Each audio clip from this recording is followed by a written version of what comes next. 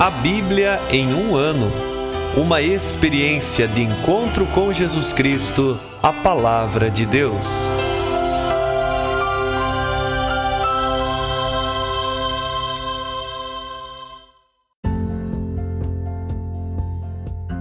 Olá, eu sou Ivonei, seminarista da Diocese de Ponta Grossa, Paraná. Você está ouvindo o podcast A Bíblia em um ano. Usando um plano de leitura cronológico, vamos ler a Bíblia inteira em 365 dias, descobrindo como a história da salvação se desdobra e se atualiza em nossas próprias vidas e na vida da Igreja. Estamos usando a Bíblia Católica com a tradução oficial da CNBB, a Conferência Nacional dos Bispos do Brasil. Você pode baixar o plano de leitura completo por meio de um link que você encontra na página do Instagram, abiblia.emuano, ou no facebook.com/seminariopg. Inscreva-se nesse podcast por meio da plataforma que preferir para receber as notificações diárias de nossos episódios.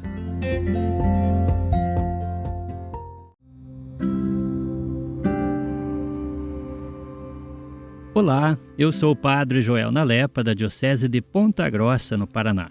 Antes de iniciarmos a leitura e a escuta dos textos bíblicos propostos para hoje, vamos pedir que o Espírito Santo ilumine nossa mente e nosso coração para que a palavra de Deus frutifique em nossas vidas. Em nome do Pai, do Filho e do Espírito Santo. Amém. Vindo Espírito Santo, enchei os corações dos vossos fiéis e acendei neles o fogo do vosso amor. Enviai o vosso Espírito, e tudo será criado, e renovareis a face da terra. Oremos. Ó Deus, que instruístes os corações dos vossos fiéis com a luz do Espírito Santo, fazei que apreciemos retamente todas as coisas, segundo o mesmo Espírito, e gozemos sempre de sua consolação. Por Cristo nosso Senhor. Amém.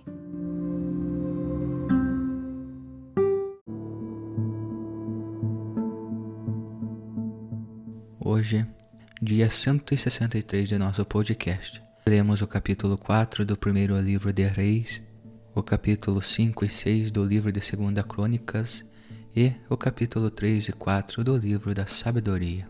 Primeiro livro de Reis, capítulo 4. O rei Salomão estendeu seu reinado sobre todo Israel.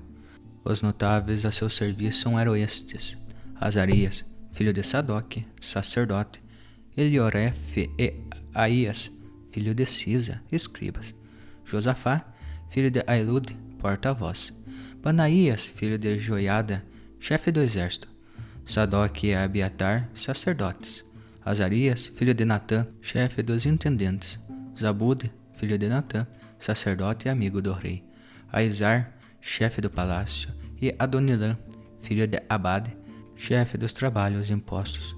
Salomão tinha também 12 intendentes sobre todo Israel, que cuidavam do abastecimento do rei e de sua casa. Cada um cuidava do abastecimento durante um mês por ano.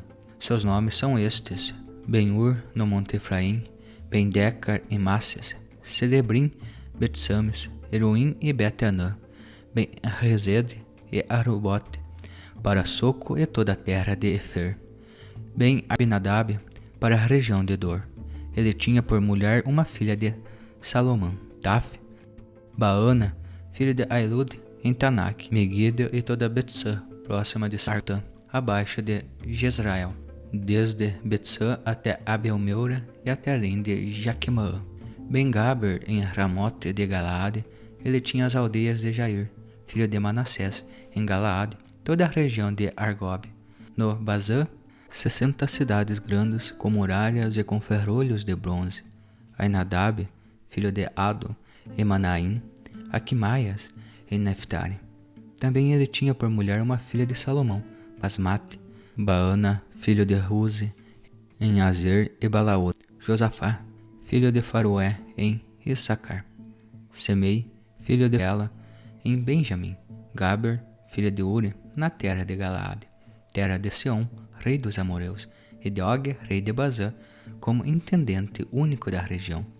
Judá e Israel eram numerosos como a areia da praia do mar. Comiam, bebiam e se alegravam. Capítulo 5 do segundo livro de Crônicas. E quando completou toda a obra que fez na casa do Senhor, Salomão trouxe as ofertas votivas de seu pai Davi e depositou a prata, ouro e todos os utensílios do tesouro da casa de Deus.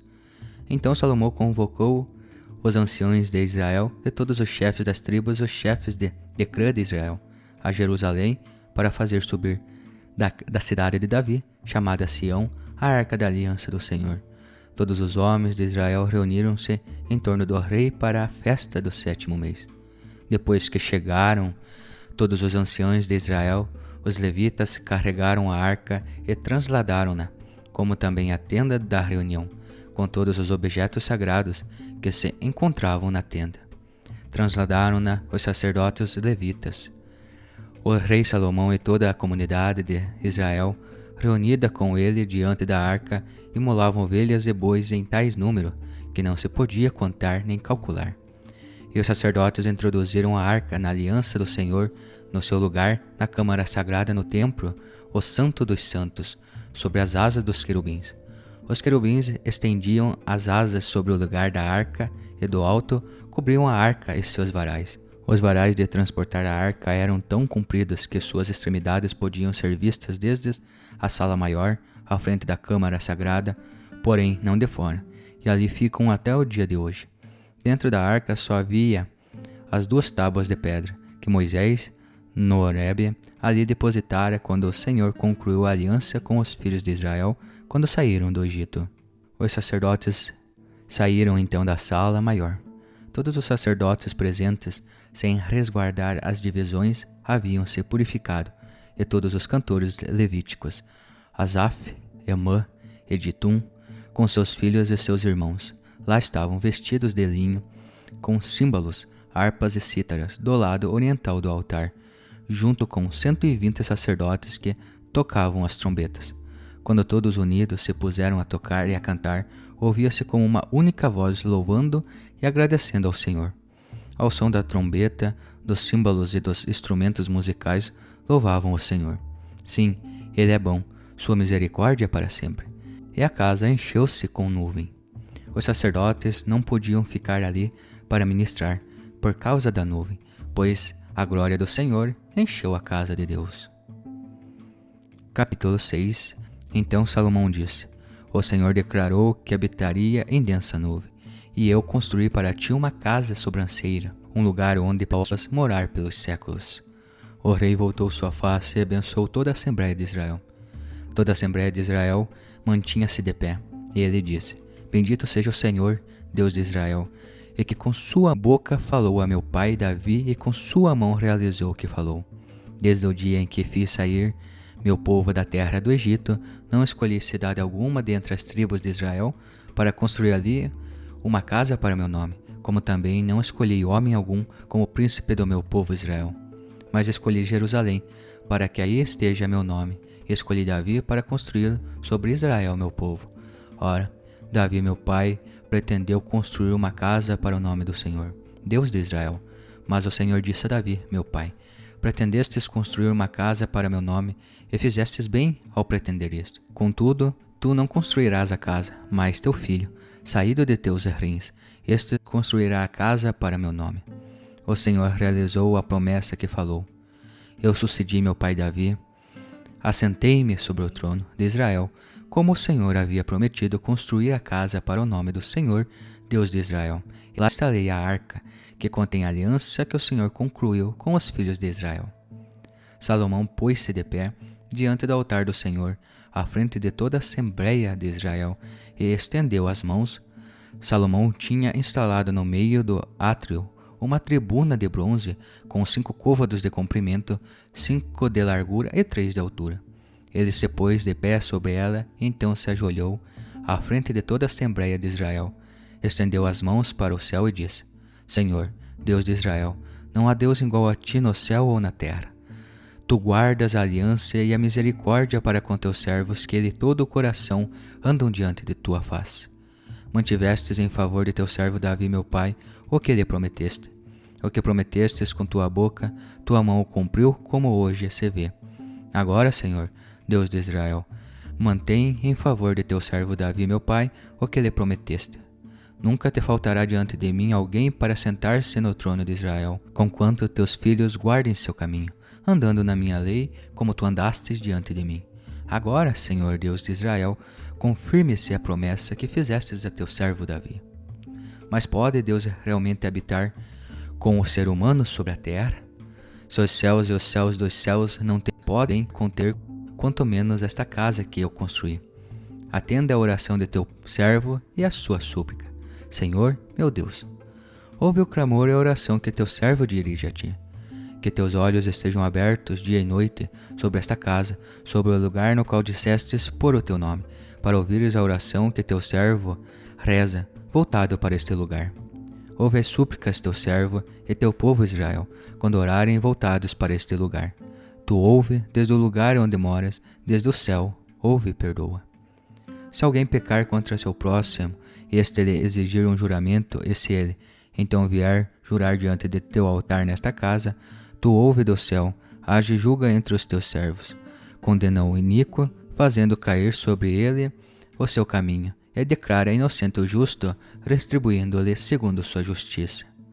Se teu povo Israel for derrotado diante do inimigo por ter pecado contra ti, e se então se converter a ti e invocar o teu nome, orando e suplicando diante de ti nesta casa, tu, do céu, ouve e perdoa o pecado de teu povo Israel e faz-o voltar ao solo que destes a ele e a seus pais. Quando o céu ficar fechado e a chuva faltar, por terem pecado contra ti, se então orarem voltados para este lugar, invocarem teu nome, depois de humilhados por ti, se converterem de seu pecado, tu, no céu, ouve e perdoa o pecado de teus servos e de teu povo Israel. Ensina-lhes o bom caminho que devem seguir, e dá chuva à tua terra, que deste em herança a teu povo. Se vier fome sobre a terra, ou peste, praga ou ferrugem, gafanhotos ou lagartas, se o inimigo montar o cerco diante de tuas portas, em casa de algum flagelo ou doença, por qualquer oração ou súplica de alguém, ou de teu povo Israel, quando alguém, conhecendo sua dor e sofrimento, estender as mãos para esta casa, tu, do céu, do lugar onde moras, ouve e perdoa, e trata cada um segundo os teus caminhos, pois conheces o seu coração. Sim, só tu conheces o coração dos filhos de Adão. Assim hão de temer-te e seguir os teus caminhos, todos os dias que viverem sobre o solo que destes a nossos pais. Mesmo o estrangeiro, não pertencendo a teu povo Israel, quando chegar de terra distante, por causa de teu grande nome, de tua mão poderosa e teu braço estendido, se ele chegar para orar voltado para esta casa, tu, do céu, do lugar onde moras, ouve e faze tudo o que o estrangeiro te pedir. Assim todos os povos da terra conhecerão o teu nome e hão de temer-te, como o teu povo Israel, e saberão que teu nome é invocado sobre esta casa que eu construí. Se teu povo sair para a guerra contra seus inimigos, seguindo o caminho que lhe indicares, e se te suplicarem, voltados para a cidade que escolhestes e a casa que eu construí para teu nome, ouve do céu a sua oração e súplica, e faze-lhes justiça. Quando pecarem contra ti, pois não há ser humano que não peque, e tu, irado, os entregares ao inimigo, e assim forem levados cativos para uma terra distante ou próxima, se então se converterem de coração na terra para onde forem levados e, convertidos, na terra no seu cativeiro te suplicarem, dizendo, pecamos, agimos iniquamente e fizemos o mal. Se então se converterem a ti de todo o seu coração e de toda a sua alma, na terra de seu cativeiro a qual os levaram cativos, e rezarem em direção à sua terra, que destes a seus pais, e a cidade que escolheste para a casa que construí para teu nome, ouve do céu, do lugar onde moras, sua oração e súplica e faze-lhes justiça. Perdoa o teu povo pelo que pecou contra ti. Portanto, meu Deus, que teus olhos estejam abertos a teus ouvidos, atentos para a oração feita neste lugar. E agora, Senhor Deus, levanta-te para o lugar de teu repouso, tu e a arca de teu poder. Teus sacerdotes, Senhor Deus, vistam-se de salvação e teus fiéis alegrem-se por tua bondade. Senhor Deus, não rejeiteis a face de teu ungido, lembra-te da misericórdia mostrada a Davi, teu servo.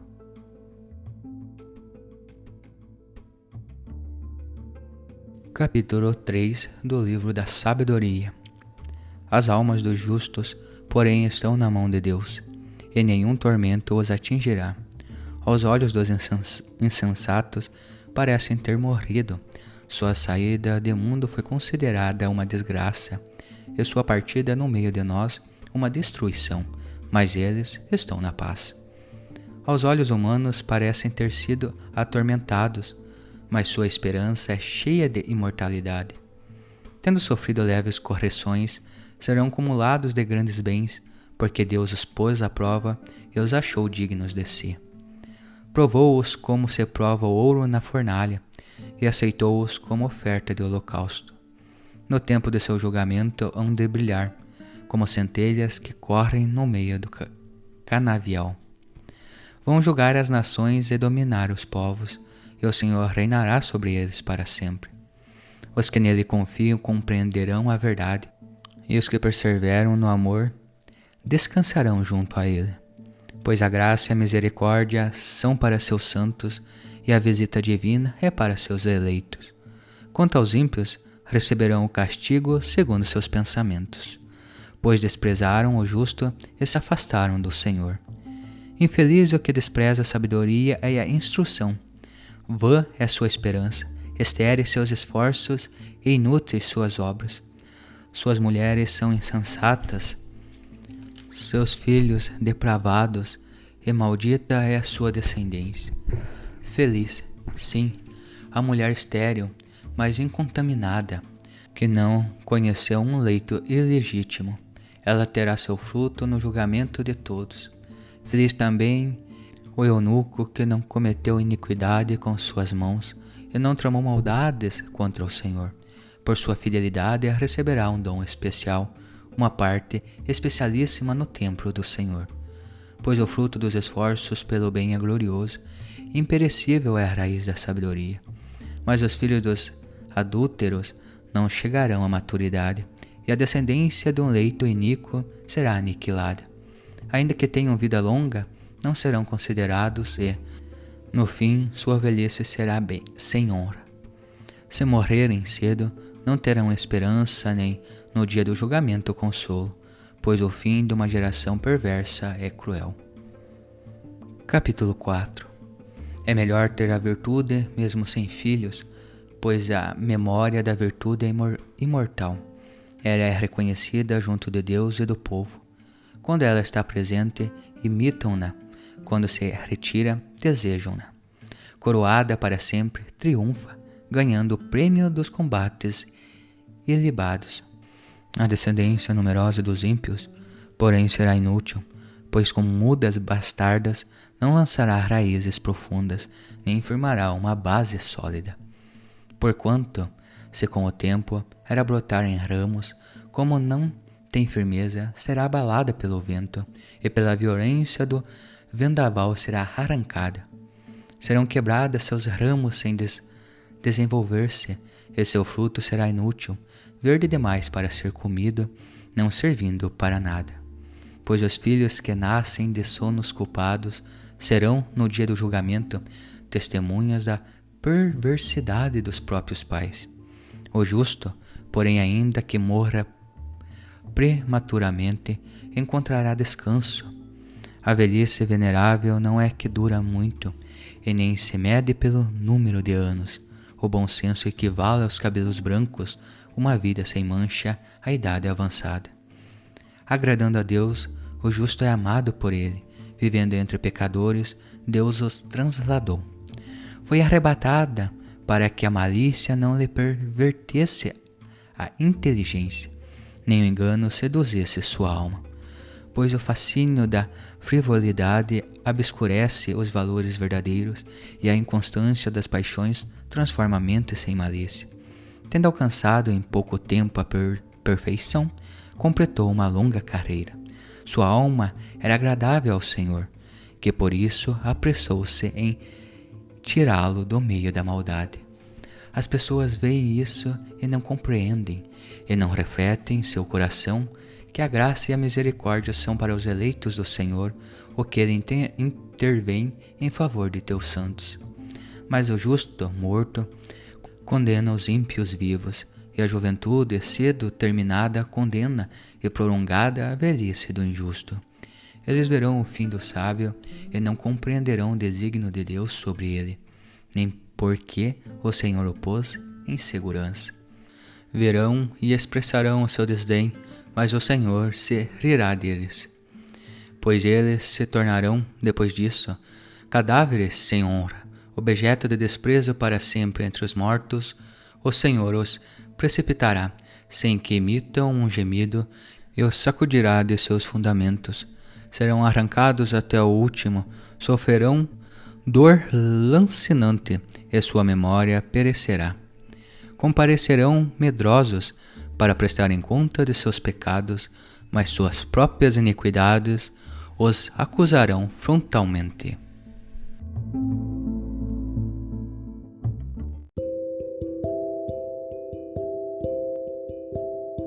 Olá, eu sou o Padre Wilson, da Diocese de Ponta Grossa, no Paraná. Hoje lemos o capítulo 4 do primeiro livro dos Reis e vimos a organização administrativa do reino. À medida em que o governo se centraliza, cresce a estrutura administrativa. Davi começou a divisão de funções e cargos estáveis, porém, Salomão dá continuidade, agora completando essa tarefa. Em outros tempos, Israel era uma confederação um tanto frágil, composta por 12 tribos, com distinção étnica e mais tarde também territorial. Salomão recolhe, portanto, o esquema antigo, respeitando em parte o caráter das tribos, porém estabelecendo novas fronteiras. Vamos dar um salto para uma aplicação possível ao nosso tempo. O nosso Papa Francisco tem falado sobre sinodalidade. E sinodalidade, meu irmão, minha irmã, estamos no reinado de Cristo, do qual a Igreja se faz uma estrutura que quer favorecer o processo de evangelização e também do alcance de todas as pessoas às quais Cristo chama. Sinodalidade, mas para a sinodalidade é preciso que você, que eu, que todos nós tenhamos maior consciência do nosso papel. Você acredita que na igreja já assumiu o teu papel? Você acredita que o teu lugar na igreja está ocupado por você ou está vazio? Na construção do reino, todos nós temos um papel primordial. Nós lemos também os capítulos 5 e 6 do segundo livro das Crônicas, e agora vemos aquele templo que foi construído como casa de Deus, é dedicado a Deus. Em outras palavras, o templo é posse de Deus. No templo, Deus mesmo está. O símbolo para aquele tempo era a Arca da Aliança. Agora, meu irmão, minha irmã, como você vê o templo neste nosso tempo? Você é daquele tipo de pessoa que diz assim, eu sempre rezo em casa, tá bom assim. Mas olha, uma coisa aprendemos nesse capítulo 5 e 6 do livro das Crônicas, que é uma comunidade viva, celebrante, em adoração ao Senhor, que encontra o seu Deus naquele lugar em que eles mesmos ajudaram a construir. Talvez não seja possível construir o reino de Deus sem uma comunidade viva. Você coloca a tua vida na vida de uma comunidade? Você também reza no templo? Você se encontra com os teus irmãos e irmãs na casa comum, o templo dos cristãos? O templo que porta a sabedoria que vem do céu? O templo onde se celebra a graça, a unção, a vida do próprio Deus? Vamos lá. Esse é o reino de Cristo. E o reino de Cristo tem um templo, tem uma comunidade celebrativa, viva, orante, que crê na promessa e propaga a fé que recebeu. Para concluir hoje, te convido a retomar o capítulo 3 do livro da Sabedoria, no versículo 9. Os que nele confiam compreenderão a verdade. Os fiéis a seu amor continuarão a seu lado, porque ele ama seus devotos, se compadece deles e olha por seus escolhidos. Caminhemos, meu irmão, minha irmã, sob os ecos da palavra do Senhor, que nos conduzirá ao próprio Senhor na construção do seu reino.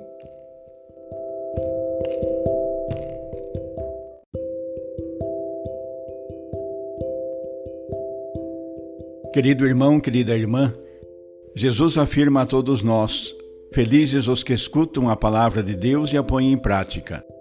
Peçamos que a palavra que acabamos de ouvir se faça vida em nós e inspire as nossas ações. Oremos. Ó Deus, concedei ao vosso povo alimentar-se cada vez mais da vossa palavra e nela encontrar a fonte da vida. Por nosso Senhor Jesus Cristo, vosso Filho, na unidade do Espírito Santo. Amém. Quem vos fala é o Padre Jaime Roça, vigário-geral da Diocese de Ponta Grossa, no Paraná. Que desça sobre vós a bênção de Deus Todo-Poderoso, Pai, Filho e Espírito Santo. Amém.